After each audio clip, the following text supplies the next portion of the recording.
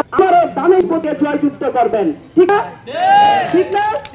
তাহলে আমরা ভোট দিব কিসে? দিদি ভোট দিব কিসে?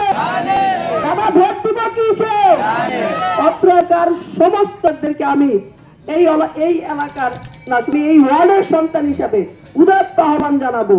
আপনাদের কাছে হাত জোর অনুরোধ জানাবো, আপনাদের পায়ে ধরে অনুরোধ জানাবো যে আমরা এই এরকম একজন প্রবীণ নেতাকে পেয়েছি। আমরা বেগম জিয়া দিয়ে গিয়েছিলেন, তারেক রহমান দিয়েছেন, আমরা কেন দিব না?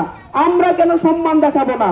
অবশ্যই ওনার হাতকে শক্তিশালী করে আগামী যে রাষ্ট্রনায়ক হবে তারেক রহমানকে এই সিটটি উপহার দিব। আমরা তারেক রহমানকে এই সিট উপহার দেওয়ার জন্য কি করতে হবে? ধানের শীষকে জয়যুক্ত করতে হবে নাকি হাতটি তোরা জয়যুক্ত করতে হবে? ধানের শীষ। ধানের শীষ পাশ করলেই তারেক রহমান আগামী রাষ্ট্রনায়ক হবে, প্রধানমন্ত্রী হবে। একমাত্র মুক্তিযুদ্ধের প্রতীক হলো ধানের শীষ। আর এবার দেখবেন ব্যালট পেপারে নৌকা থাকবে না, লাঙ্গল থাকবে না, একমাত্র মুক্তিযুদ্ধের যে প্রতীক ধানের শীষ প্রতীকটাই থাকবে। সেই প্রতীকটা আমাদের সকলের প্রিয় এবং বিশেষ করে আমার মা বোনদের অত্যন্ত প্রিয় প্রতীক ধানের শীষ। আমি আশা করব সকলকে উদাত্ত আহ্বান জানাবো।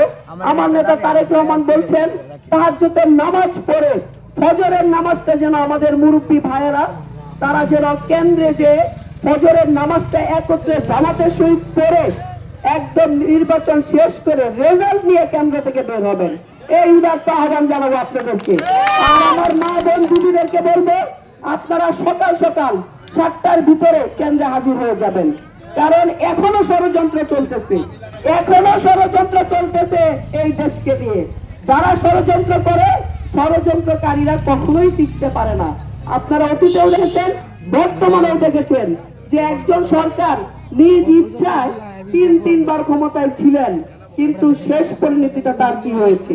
সেই জন্য আমরাও চাই না যে এই ধরনের কোন ফ্যাসিস্ট হওয়ার জন্য। আমরা চাই সুস্থ ধারা রাজনীতি ফিরে আসুক, গরিবদের সুস্থ স্বাভাবিক রাজনীতি আসবে তখনই যখন একটা ভালো ক্যান্ডিডেট আমরা পাবো। আর এইবারের যে নমিনেশন গুলো দিয়েছে, অনেক প্রার্থী ছিল, অনেক যাচাই বাছাই করে দিয়েছে। কেন? যে কাকে পার্লামেন্টে গেলে মানুষ সম্মান দেখাবে। এটা কি স্থানীয় নির্বাচন নাকি পার্লামেন্ট নির্বাচন? ইউপি নির্বাচন। অনেক সময় আমরা কি করি, ইউপি নির্বাচনে দেখা গেল আমাদের প্রার্থী একটু নেশাখোর হইতে পারে, একটু মানে কাজ কাম করে না, বাবন্দ হইতে পারে, তারে আমরা ভয় দেখায় যাই। হ্যাঁ, অন্তত তার পেটটা চলুক, আমাদের জনগণের কিছু হয় না, কিন্তু তার পেটটা চলে।